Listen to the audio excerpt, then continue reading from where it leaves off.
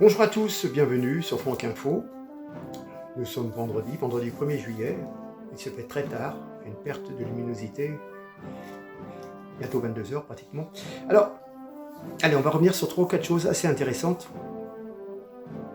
Rappelez-vous, le 1er mars, Bruno Le Maire nous disait « Nous allons provoquer l'effondrement de l'économie russe ». C'était sur France Info. Et il nous disait donc que les sanctions économiques de l'Union européenne et des États-Unis prises contre la Russie étaient d'une efficacité redoutable.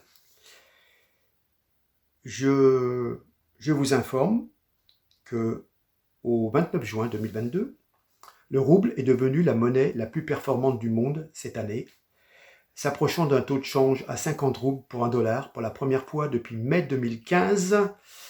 Le rouble donc a atteint cette cotation historique, voilà, aussi bien que par rapport au dollar que par rapport à l'euro, voilà.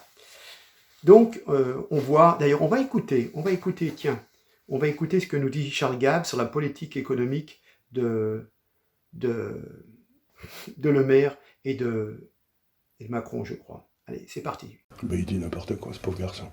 Il a fait c'est normal supplétre, il ne sait pas faire une règle de 3.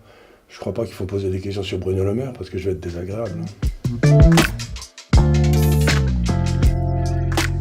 C'est le pouvoir d'achat des Français d'aujourd'hui, mais si vous rajoutez la dette qu'il faudra repayer, les intérêts sur la dette qu'il faudra payer, il est en baisse extraordinaire. Donc ce pouvoir d'achat, c'est une notion complètement folle.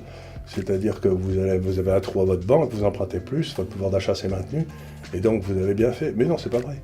Ce qui compte, c'est pas le pouvoir d'achat, c'est le pouvoir, c'est la création de richesse. Vous avez qu'à regarder dans tous les domaines, dans l'éducation, dans les rankings, Et la France, par contre, est tout à fait en queue dans tout ce qui est corruption. On est maintenant tout à fait au niveau du Zimbabwe ou des trucs comme ça. Donc, c'est la grande nouveauté qui s'est passée en France dans ma vie, c'est-à-dire dans les 50 ou 60 dernières années, c'est que la classe dirigeante française est devenue corrompue. Les hauts fonctionnaires sont devenus corrompus, ce qui n'était absolument pas le cas avant.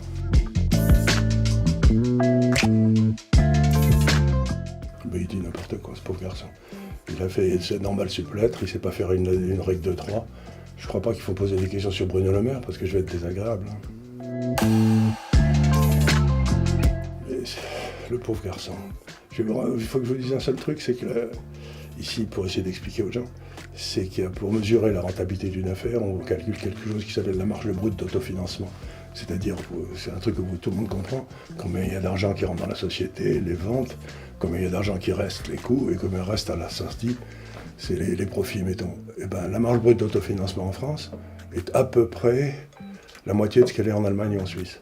Donc, ça fait des années que ça dure. Donc, si vous voulez établir une usine, vous n'allez pas la mettre en France, puisque la rentabilité sera la moitié de ce qu'elle est dans les 2 pays à côté. Donc c'est une imbécilité totale. Cet homme ne raconte que des imbécilités, c'est stupéfiant.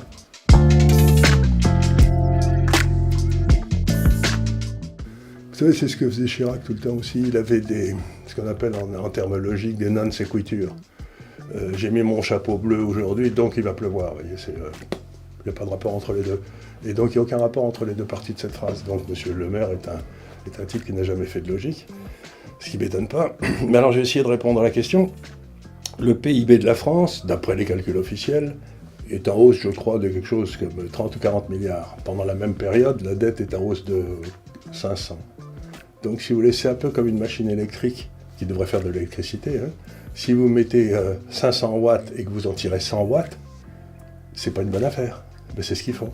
Ils mettent de la dette et ils ne retirent même pas 1 centième de croissance. Donc c'est n'importe quoi. Ben ça, on va attendre 5 minutes, parce que le jour où il n'y aura plus de gaz, qui arrivera ni en France ni en Allemagne, et ben, la croissance française, elle va se raténer. Pour l'instant, ce que les gens ne comprennent pas, 40% de l'énergie allemande, ou 50%, vient de Russie. Charbon, gaz ou pétrole. Pour l'instant, Poutine permet à ce gaz ou à ce pétrole d'arriver, mais à la fin du mois, il va falloir que nous payions en roubles. Alors on n'a pas de roubles.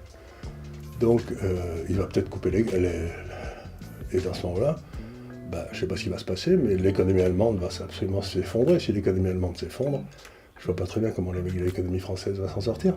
Donc on est dans une espèce de situation qui me paraît toujours fascinante.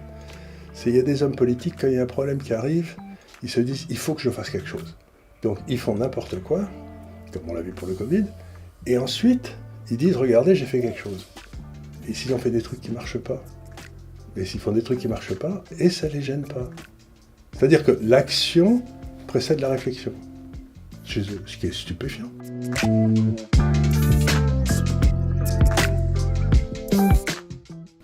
C'est une ânerie de plus, le jour où ils vont marcher les pieds nus dans la neige parce qu'il fait froid et qu'il n'y a pas de gaz. Et j'imagine qu'ils iront jeter des cailloux sur la maison de monsieur le maire, mais j'imagine qu'à l'époque, il sera sans doute à Londres ou il sera parti ailleurs, quoi. Non, mais le gars, il se moque, mais vraiment. Comment peut-on dire des contre-vérités comme ça, quoi? Mais c'est absolument extraordinaire, quoi. C'est le rétablissement des finances publiques. Enfin, la dette, on est passé on était à 90, en termes de PIB, et maintenant on est à 125. Le quinquennat dans lequel il y a eu la plus grosse augmentation de la dette étatique de l'histoire de la cinquième. Donc, ce type est soit un crétin, soit un menteur. Démissionner. Me revoilà. On va parler de l'Assemblée nationale, et vous allez comprendre un petit peu, puisque dans les acteurs de cette situation, il y a une personne que je connais, donc je vais vous en parler. Comment dire, vous connaissez tous Éric Coquerel, la France Insoumise, qui a été élu hier à la présidence de la Commission des finances de l'Assemblée nationale. C'est une place qui devait théoriquement revenir au Rassemblement national. Rappelons que Éric Coquerel est un ancien trotskiste, élu d'un département miné par le communautarisme, la Seine-Saint-Denis, bien entendu. C'est ce monsieur qui avait entraîné Jean-Luc Mélenchon à la marche contre l'islamophobie de novembre 2019. Voilà. Hein. Effectivement, ça change. Cette élection du président de la Commission des finances a coupé la France en deux et a passionné la presse, les médias, parce que c'est que relativement nouveau, mais comme on a une chambre de députés qui est quand même assez spéciale, élue le 19 juin, on va s'apercevoir qu'on va avoir, s'il n'y a pas de dissolution, 5 années infernales de combinations, vous voyez, hein, des combinations qui nous attendent. Hein. Le président de la Commission des finances est traditionnellement élu en début de législature, et depuis 2017, à l'initiative de Nicolas Sarkozy, la coutume veut que ce soit le poste stratégique, ce poste stratégique revienne à un député de l'opposition. Donc, avec la nouvelle composition très éclatée de l'Assemblée, le problème, c'est que l'opposition est fragmentée. Rassemblement national, les Républicains. Vous avez 4 tendances, on en a déjà parlé, 4 tendances à l'intérieur de NUPES. Et puis vous avez un groupe qui s'appelle Liberté, Indépendants, Outre-mer et Territoire. Voilà. C'est un groupe fourre-tout qui réunit des centristes de gauche, de droite, des radicaux, des nationalistes corses. Voilà. Donc avec ces 89 députés élus, le Rassemblement national constitue toutefois le plus important groupe d'opposition devant les 75 députés de la France insoumise. Et donc, il n'aurait pas été totalement scandaleux que la dite présidence revienne au candidat RN à ce poste. Nouvellement député de la Somme, Jean-Philippe Tanguy, qui a fait ses gammes dans le mouvement de Nicolas Dupont-Aignan, Debout la France. C'est à cette occasion que je l'ai rencontré à plusieurs reprises. Voilà, c'est quelqu'un de souverainiste, mais absolument pas dans un cliché d'extrême droite, de fasciste, etc. Alors là, je peux vous dire, pas du tout, pas du tout. Je vais vous en parler d'ailleurs. Voilà, alors, il nous explique que la présidence des Insoumis était légitime du point de vue du règlement, que c'est une piraterie, un abus du règlement, et surtout que c'est un danger important pour la stabilité économique du pays. Et on peut quand même s'apercevoir que cette majorité présidentielle, elle, s'est abstenue et a laissé passer l'extrême gauche. Voilà. On va écouter ça et je reviendrai après sur ce qu'il est bon que vous sachiez. C'est Jean-Philippe Tanguy qui est à côté de moi qui le convoitait. Ça n'a pas fonctionné. C'est Éric Coquerel qui a donc été élu à la présidence de la Commission des finances. Pourtant, on a senti qu'il y avait des négociations, peut-être avec la droite. Il y a eu 3 suspensions de séance en tout. Ça fait 45 minutes. Qu'est-ce que vous vous êtes dit à ce moment-là ?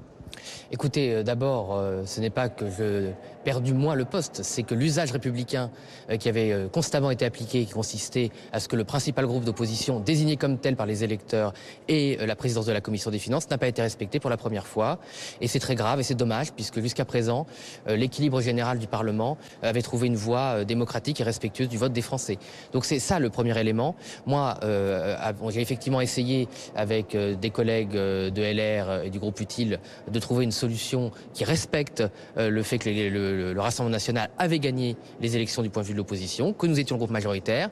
Malheureusement, malgré tous nos efforts, et en particulier nos efforts à nous, aucun résultat n'a été trouvé.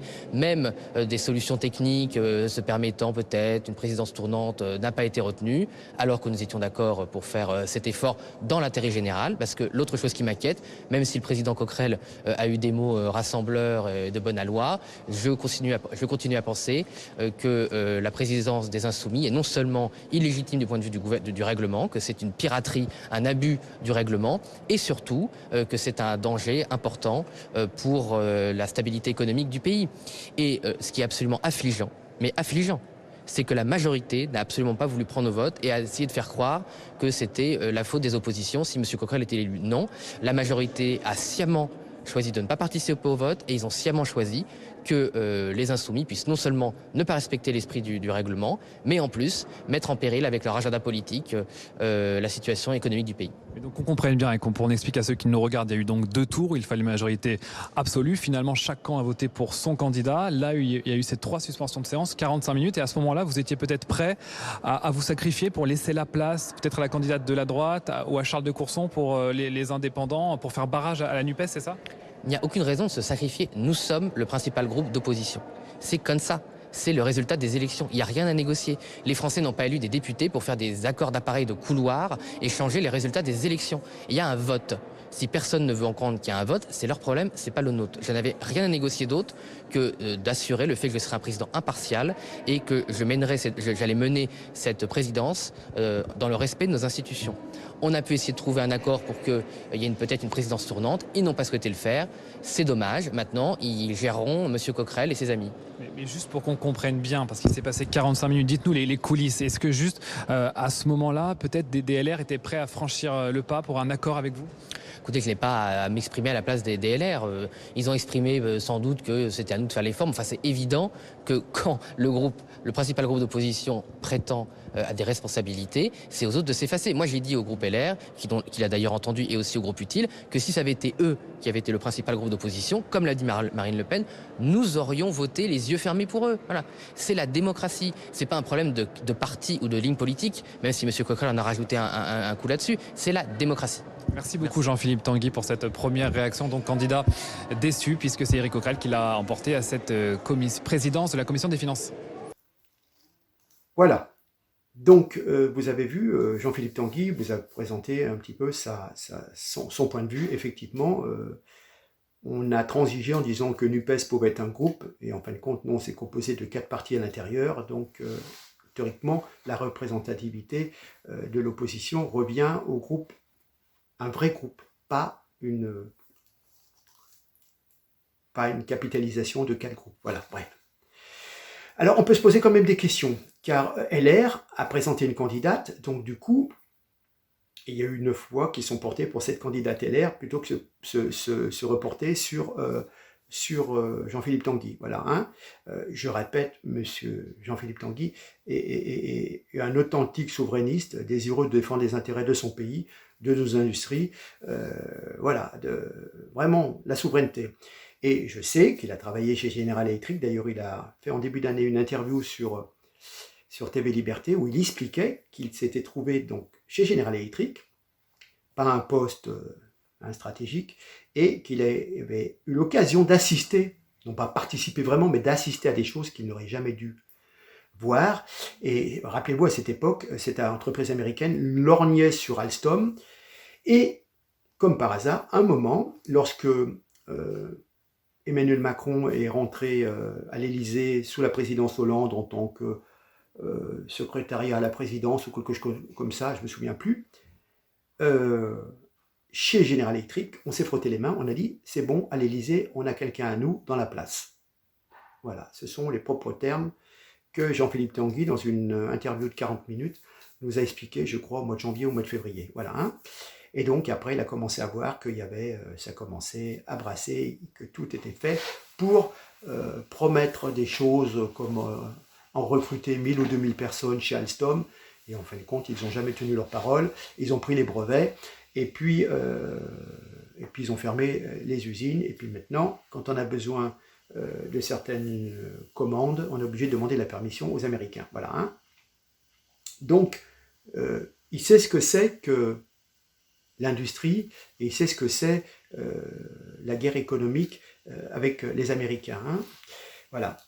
Donc, quelque part, ces LR ont fait en sorte que ce candidat vraiment modéré, RN modéré, franchement, hein, j'en parle en connaissance de cause, ils ont laissé passer par leur vote, ils ont fait en sorte, chez Macron et chez les LR, ils ont fait en sorte que ça soit l'extrême gauche qui passe. Voilà. Hein. Donc, j'ai gros problème avec LR, parce que vous avez des discours guerriers, va-t-en guerre, oui, nous ne voulons pas que la France disparaisse, à la limite, ils étaient prêts à voter pour Zemmour pour certains, et puis dans les faits, ils votent pour un groupe pro-immigration à outrance. Et c'est assez surprenant, vous voyez, et donc c'est assez désolant. Comment dire? On peut se demander si en maintenant cette candidature, les LR n'ont pas préféré jouer la politique de la terre brûlée en faisant élire un insoumis, en espérant que tout se casse la gueule, et surtout freiner la marche du Rassemblement national, non pas vers sa dédiabolisation, parce que la dédiabolisation, elle est faite, hein, les gens sont aperçus qu'il n'y avait pas les chemises brunes qui défilaient dans la rue, ou les chemises noires. Hein. Mais pour éviter que une certaine institutionnalisation, car un groupe avec 39 députés, 2 vice-présidences pour le RN, c'est du jamais vu, au détriment d'un parti LR qui n'a plus que 61 députés. Et voilà. Bon. Les LR ont ce qu'on appelle la questure en la personne d'Éric Ciotti, mais ils n'ont plus aucune vice-présidence, et ça leur fait quand même bizarre. Voilà. Bon, voilà, c'est bon. Vous avez vu les éléments. Faites-vous votre opinion, mais bon, enfin, c'est quand même désolant. Je vais vous parler musique. Le 23 juin dernier, une violoniste, en partie suisse d'origine, je crois, a passé une très mauvaise matinée alors qu'elle se rendait à la gare de Lyon, à Paris, afin de passer quelques jours, je crois, vers la Suisse. Elle a été agressée à 2 reprises. Donc la jeune femme s'est d'abord fait, alors j'ai 2 versions, arracher son téléphone portable, ou on a tenté de lui arracher son téléphone portable alors qu'elle sortait de chez elle. Ok, la pauvre déjà, boum. Par la suite, alors qu'elle entrait dans le métro, un homme lui a arraché les bijoux qu'elle portait, dont un collier offert par sa mère. Et avant de la projeter au sol, elle a voulu rattraper ce monsieur, et qu'il a menacé avec un couteau, et qu'il l'a poussé, et elle a dévalé un petit peu dans les escaliers. Voilà. Hein. Donc, choquée, la jeune femme a tout de même pris son train, dans lequel elle raconte avoir éclaté en sanglots. L'épisode l'a particulièrement marqué, au point qu'elle envisage désormais de quitter Paris, où elle habite depuis 5 ans avec sa sœur, Camille, qui est une violoncelliste âgée de 23 ans. Voilà. Hein. Rappelons que cette violoniste suisse jouait à la guerre au profit des migrants. Elle avait été victime donc de cette agression sauvage dans le métro. Voilà. Mais personne n'a bougé, hein. Personne n'a levé la tête. Tout le monde était plongé dans leur journal, dans leur sudoku certainement. Voilà. Hein. Une lâcheté bien heureuse. Il avait un couteau, bien entendu, indiqua sobrement, sans un mot d'excuse, un des témoins de la scène. Cette violoniste qui aimait tant la France pense se réinstaller dans le canton de Vaud en Suisse, car elle ne se sent pas de taille à affronter l'agressivité et la violence de Paris, et combien on la comprend. Voilà, hein, pendant la double agression, mais cette double agression n'est que la goutte d'eau qui a fait déborder le vase, car Julie et Camille Berthollet ont effectivement déjà fait les frais de la sécurité à Paris, notamment un autre vol de téléphone dans le métro, du harcèlement de rue, l'agression à laquelle elle a échappé de peu, sa mère aussi, au pied de leur appartement dans le 9e arrondissement de Paris. Voilà. Donc Julie va donc quitter la capitale pour s'installer dans la région de Lavaux en Suisse, et sa sœur Camille devrait elle poser ses valises dans la ville où dans leur ville natale, Annecy. Voilà. Je vais vous mettre une petite vidéo où ils reprennent, je crois, la Casa de Papel pour que vous puissiez visualiser, si vous voulez. Là, les deux sœurs, hein, voilà.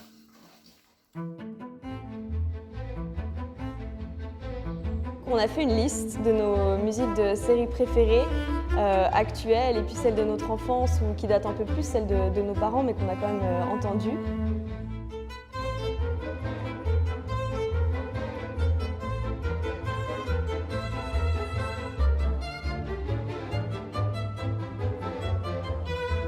L'idée de faire ce nouvel album série est venue assez naturellement. C'est très inspirant, même quand on rejoue les musiques, de penser au caractère des personnages et d'essayer de s'en imprégner. Et c'est ce qu'on essaie un petit peu de faire quand on est derrière le micro ou aussi en train de prendre des photos, comme aujourd'hui pour le shooting, c'est de changer de personnage et d'utiliser un peu toutes ces palettes.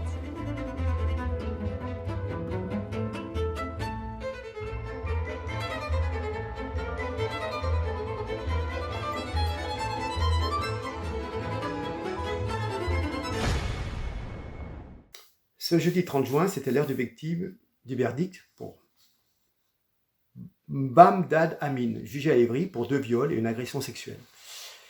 La Cour l'a reconnu coupable de tous les chefs d'accusation et condamné à 6 ans de prison, dont 2 fermes, avec aménagement de peine. En d'autres termes, Bamdad Amin ne mettra pas un pied en prison. L'une de ses victimes a témoigné à la sortie du tribunal, encore sous le choc. Le motif d'une telle clémence, le coupable est père d'une petite fille et la Cour ne souhaite pas briser la vie d'un enfant. Voilà. Alors qu'un prédateur brise la vie de 3 jeunes femmes, ça va, mais qu'on le sépare de sa fille, ce serait monstrueux. Comprenne qui pourra. Donc ce brave homme reviendra devant la justice parce qu'il y reviendra. Il sera trop tard pour pavoiser. Il aura détruit encore d'autres corps, plusieurs autres vies, marquées à jamais par cette violence, par ce viol. Hein. En France, ce sont les agresseurs qui sont heureux et les victimes qui prennent en pleine figure l'impunité totale de leur agresseur, comme un crachat supplémentaire après ce qu'elles ont vécu. Pas étonnant qu'on glorifie les victimes dans un monde qui ne châtie pas les coupables et ne récompense pas les héros. Il faudra nous interroger collectivement un jour sur cette ambivalente figure, parfois, qu'on nous présente du migrant. Oui, parce que souvent ce sont eux les agresseurs. Hein. Ce migrant isolé qui est à la fois un mal pour le peuple et pour les bobos, ça sera un remède. Comment dire, il serait une victime pour les médias, hein, ce pauvre migrant, mais souvent c'est un bourreau dans la réalité des faits. Voilà. En tous les cas, toute notre sympathie va à ces personnes que le système, notre système judiciaire ne protège plus, ne protégera jamais plus. J'ai l'impression que les victimes sont sorties du champ de vision de la justice et de la morale commune. Dommage. Vraiment, tant pis pour les déclinaisons de notre pays, mais il est temps de s'en apercevoir. Il est temps vraiment de s'apercevoir. Je voudrais vous montrer ce qu'elle a mis sur son compte Instagram. Vous allez comprendre, vous allez voir. Comment dire? Elle nous dit, je l'ai vu partir du tribunal, cette victime, Karine, la gorge serrée, son agresseur qui l'a violée en 2016. Donc, rendez-vous compte, nous sommes en 2022. Hein, et ce tribunal l'a reconnu coupable, donc 2 viols et une agression, je vous le redis. Hein, et donc 6 ans, un aménagement de peine, oui, j'en perds les mots, vous voyez, tellement c'est écœurant. Voilà, hein. Donc elle a lancé un appel à l'aide sur les réseaux sociaux dès sa sortie du tribunal. Elle demandait à ce que sa voix et sa détresse soient entendues pour avoir une chance de porter cette affaire devant la cour d'appel. Et enfin, elle a été entendue, c'était pas sûr, vous allez entendre ce qu'elle disait sur son Instagram, mais le parquet d'Évry a quand même fait appel de la décision ce jeudi 30 juin, et on peut espérer que ce monsieur soit quand même un peu plus sévèrement puni. Voilà. Je vous laisse donc avec ce témoignage très poignant, très douloureux de cette jeune femme, et puis voilà, je vous laisse. Et je vous dis à très bientôt. Mais bon, c'est toujours des nouvelles un petit peu épicées. Il n'y en a qu'une parmi des milliers d'autres, hein, je veux dire. Enfin bon.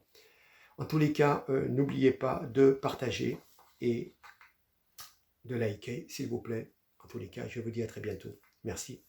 Au revoir. Alors, je m'appelle Karine Sanzalone, je suis devant le tribunal d'Evry.